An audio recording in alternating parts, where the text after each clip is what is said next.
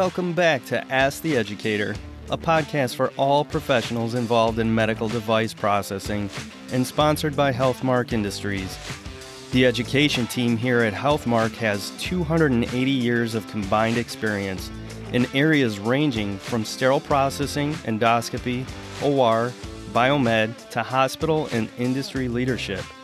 Our goal is to leverage our collective experience to answer one of your questions each episode, giving you the practical tips you need to succeed in the evolving world of device processing. My name is Kevin Anderson, clinical educator here at Healthmark, and I will be your host. Let's get started. Hello, everyone. Kevin Anderson here with Stephen Kovach again. We're continuing our series on the 10 factors of cleaning. And for this episode, we wanted to speak to water quality as one of the 10 factors. So, Stephen, can you share with us your thoughts on how water quality impacts the overall cleaning process?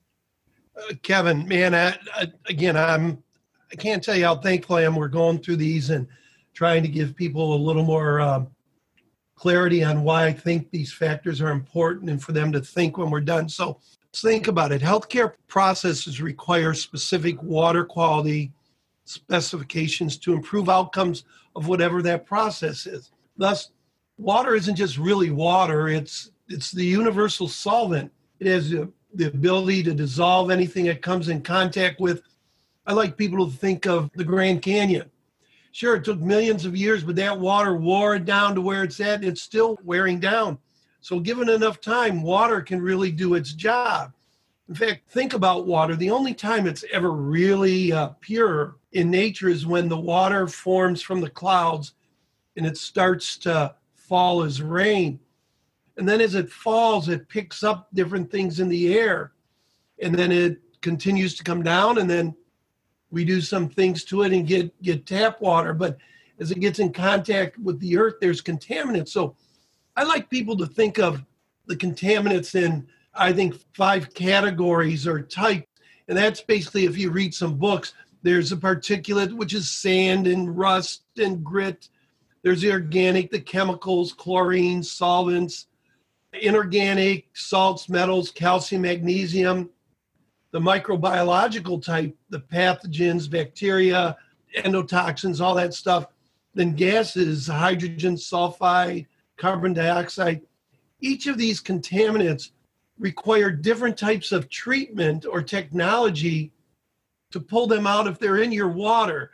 So does that make a sense of a foundation of what water is as we get to your real question, Kevin? Yeah, that's a great foundation to start. And it's important that you know what's going on with your water and that you're monitoring it. I'd like people to think about this. The water pipes, some facilities you've been in 20, 30 years, those pipes are going to have gunk in them.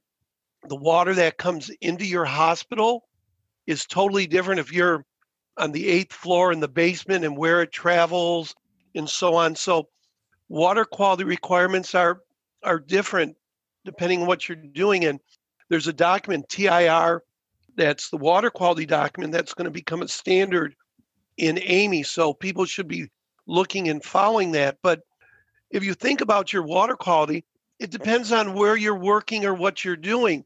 So think about and we'll go through the different types in a minute and pH and that, but I want to set this up this way. If you're in an endoscopy unit, it doesn't matter where you're at in the world. You're going to have your own international standards or state or local or country. But in an AR, you're going to use potable water, and we'll give the definition of that, for your initial rinsing and flushing. But you're going to need a purest final rinse you can get in that last rinse stage. And we'll get to that. So then, like even though we're talking cleaning, you need specific types of water for your boilers. And there's ASTM has different types of water. I think it's ASTM type 2 for boilers and sterilizers. But think about, for us in cleaning, your medical washers, you're doing semi-critical and critical devices. Each stage, the quality of your water is different. That final rinse has to be the purest it can because it's got to pick up any residual that could be left on that device. And that's what's very, very important. And so people need to understand that. So what makes up the water and what are those definitions? And we're going to focus now just upon in the decontam process. Okay, Kevin, how does that sound? Sounds like a plan, Steve. Well, most of the time, what people need to think of is when you're doing your water quality, you've got to start looking at it. What am I going to monitor? What is the monitoring going to do for me? And this gets back to having a quality system. The monitoring, what it helps you do, it actually allows you to trend over time. And that's what's very important, whether it's a weekly trend or a daily trend. And so what are the ones that you want to look at? If you think of your cleaning solutions and you read the label, many will say, besides temperature, water hardness. So depending on the hardness of your water, that's how you will decide how much you will use. So the first one is pH. I believe the pH stands for the power of hydrogen. It's a unit of measure used to express the degree if something's acid or if it's alkaline. It's from a scale from 0 to 14, 7 in the middle. The 0 or the 1 to the 7 is on the acid side, and then 7.1 to the 14 is the alkaline, or when I grew up, bases. And why is this important? It's important because if something is too acid or alkaline, the pH can cause pinning on device surfaces. And in addition, it can interfere with the efficacy of detergents and disinfectants. Do you get then what pH means, Kevin? Number like 3 or 4 is acid. Number like 11 or 12 is alkaline. As it goes higher up, it's more alkaline. As it goes lower down the scale, it's more acid. Does that make sense? Yeah, I think so.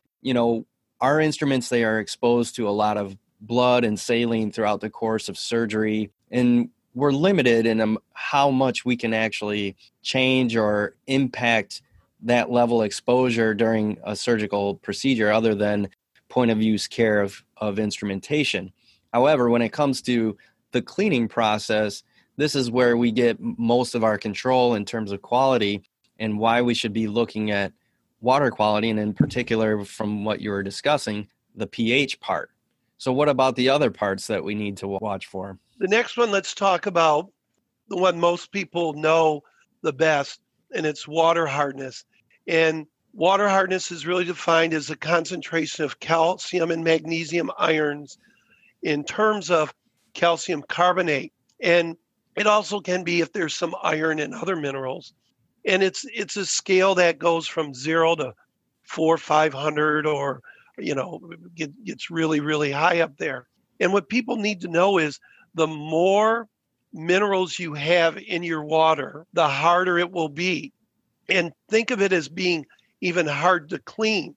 We use low foaming detergent. One of the reasons detergents can foam is if you have too much of it based upon the water hardness.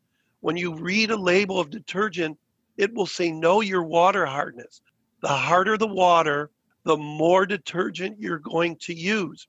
So the EPA does have a chart that gives very specific, like soft water is 60 and under and moderate is 60 to 120. I try to make it a lot simpler. 50 and under is soft, 51 to 100 is moderate. You now start then looking at whether it's hard. Some people say if it's over 120, over 100. So once you start getting over 120, 150 and moving up, it's considered hard. So you want your water low in a hardness when you look at it. You'd like it under 50, like it under 100. So that's why you monitor it. And if you notice a trend, it's going up and up, you've got a problem.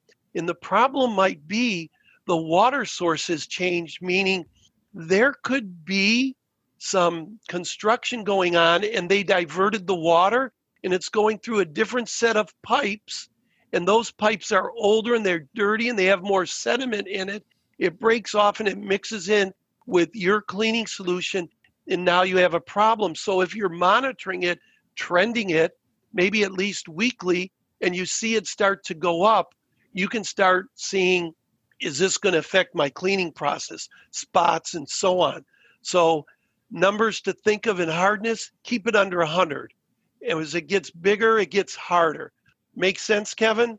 Yeah, that does. I think it's important for people to understand that the harder the water, the more detergent you're going to need. And then also that there's various factors that could lead to the hardness of your water changing over time. And that's why that, monitoring that baseline and having that baseline for your facility is so important.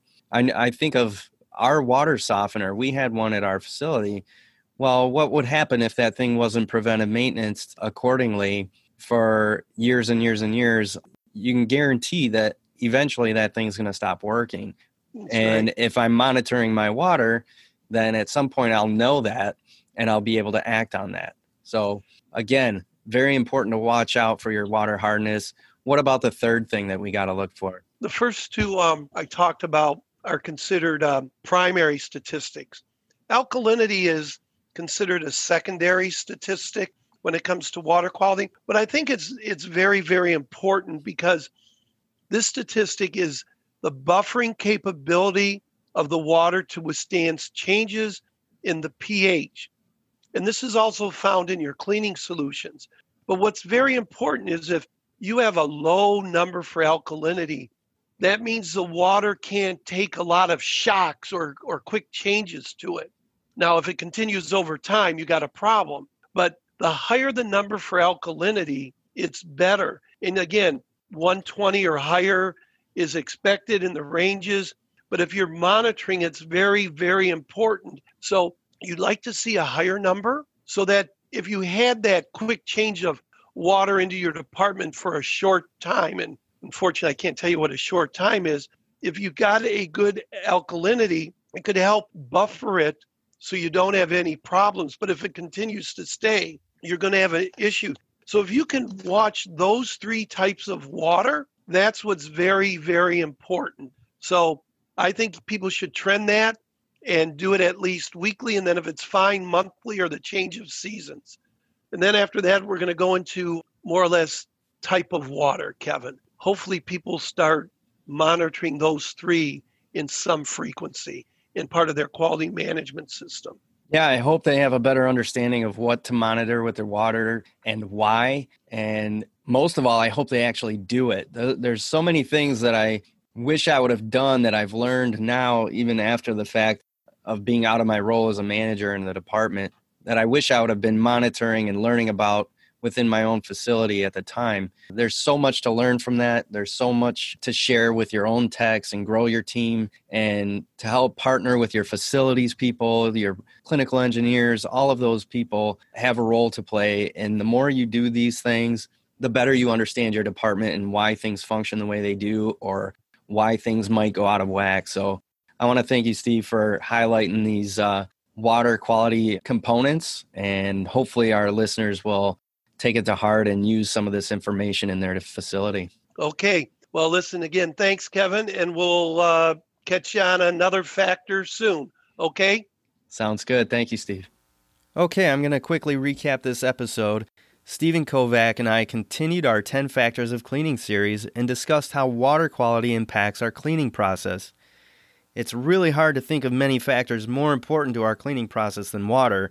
However, water is subject to contamination and other impurities or variances, so it's really good to know some basic parameters about your water. Try to think of it like lab values that doctors check when they draw your blood for testing. We should be testing our cleaning water for pH, hardness, and alkalinity. Remember, we want as close to neutral pH as possible, which would be a value around 7, and we want the level of hardness to be a low value, perhaps under 100. And lastly, we want our alkalinity value to be a higher value. This represents your water's ability to buffer changes in the water. So track and trend your pH, hardness, and alkalinity and know your water. And remember to reference Amy TIR 34 if you have any other questions about your water. Also, if you're not sure about where to get testing supplies, reach out to your local HealthMark rep. We have a simple product called AquaTest that will help you learn about your water and monitor your water quality. So thanks again for listening. Please check out our other podcast episodes. and subscribe wherever you listen to podcasts.